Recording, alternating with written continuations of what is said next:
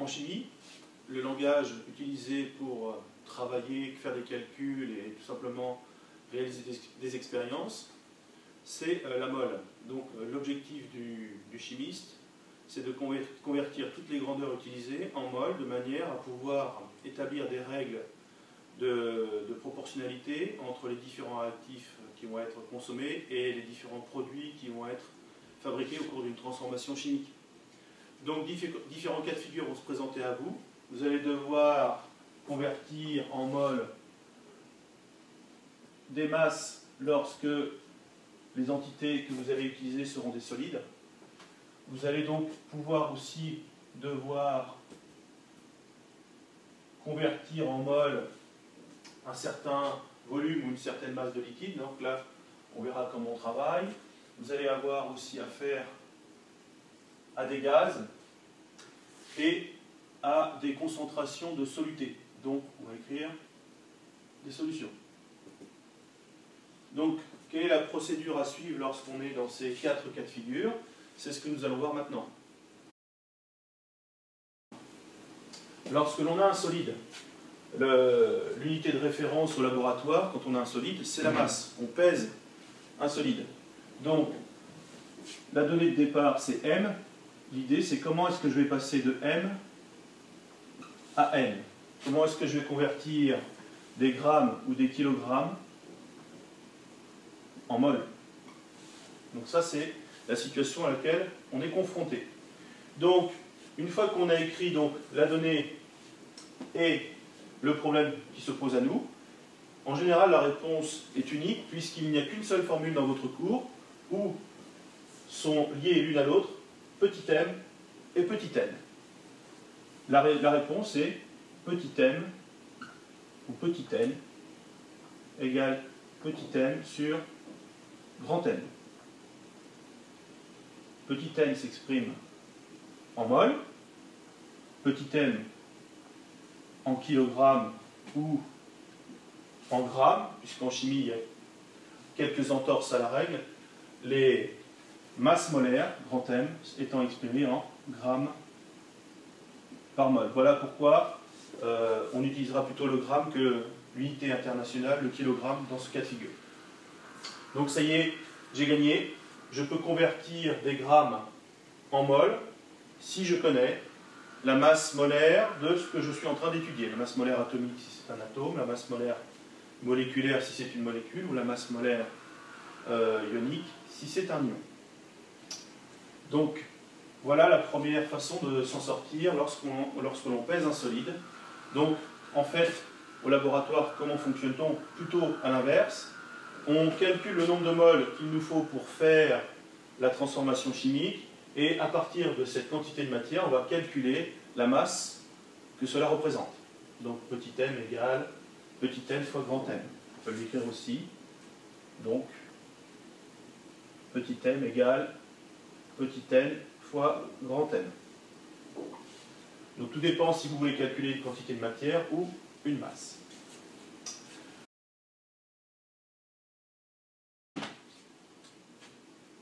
Dans le cas des liquides, l'objectif sera de convertir un volume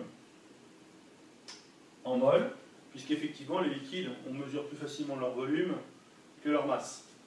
Donc, convertir des mètres cubes en mol. Donc là, pour répondre à cette question, nous allons donc devoir travailler en 2 parties. La première partie sera de convertir les volumes, c'est-à-dire les mètres cubes, en masse, donc des mètres cubes en kilogrammes. Et une fois qu'on aura fait cette étape-là, on sera dans le cas de figure précédent, à savoir comment est-ce que je passe d'une masse à une quantité de matière. Donc, il suffira d'utiliser à nouveau la formule qui est présente sur le tableau de gauche. Donc là, pour répondre à cette question, comment est-ce que je convertis des volumes en masse, il n'y a qu'une seule formule qui répond à cette question, ça s'appelle la masse volumique. Notez ρ, qui est égale à m sur v.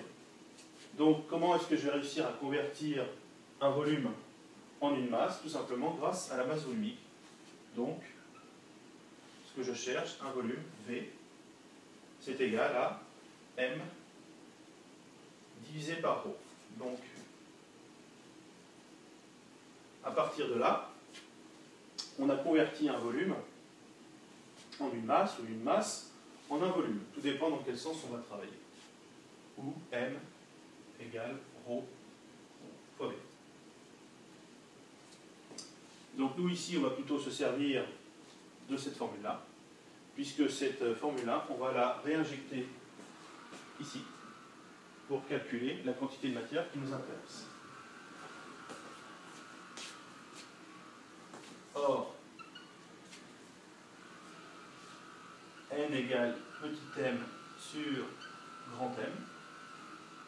Donc quand je compile ces deux formules, je vais réinjecter M ici, et on trouve petit n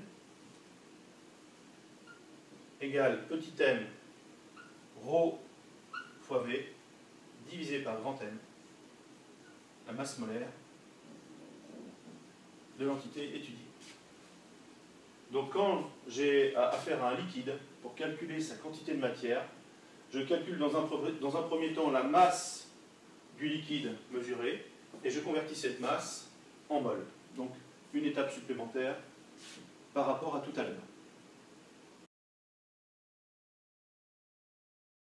Pour le cas des gaz maintenant.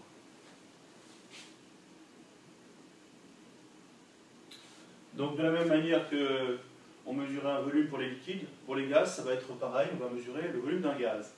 Donc la question qui va nous être posée, c'est comment est-ce que je vais convertir un volume, donc des mètres cubes, en mol. Donc pour répondre à cette question, il n'existe qu'une seule formule qui s'appelle le volume molaire, c'est le volume occupé par une mole de gaz, quelle que soit la nature de ce gaz, et le volume molaire vaut environ 24 litres par mol. Donc pour calculer la quantité de matière, puisque c'est le problème posé, que représente un certain volume, la formule est très simple, N égale le volume occupé par ce gaz divisé par le volume occupé par une mole de ce gaz. N égale V sur Vm. Le volume, on peut l'exprimer en litres, le volume molaire en litres par mol, et donc la quantité de matière en mol. Et là aussi, si vous avez besoin de calculer le volume occupé par un gaz où on fait intervenir un certain nombre de moles de ce gaz, vous pouvez écrire que le volume est égal à N fois Vm. C'est la même formule, mais écrite différemment.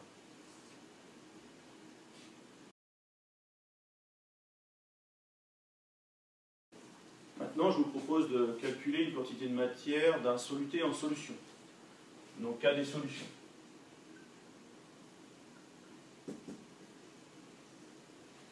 Donc, on va utiliser les données du texte. Quand on a un soluté en solution, on a nécessairement la concentration de ce soluté et le volume de la solution. La question qui se pose à nous, c'est quelle est la quantité de matière contenue dans ce volume à cette concentration. Là, quand on écrit les données et qu'on se pose la question, la réponse est immédiate. Il n'y a qu'une seule formule qui relie ces trois grandeurs, c'est C égale N sur V. Donc, la quantité de matière du soluté en solution est égale à la concentration de ce soluté dans la solution fois le volume de solution.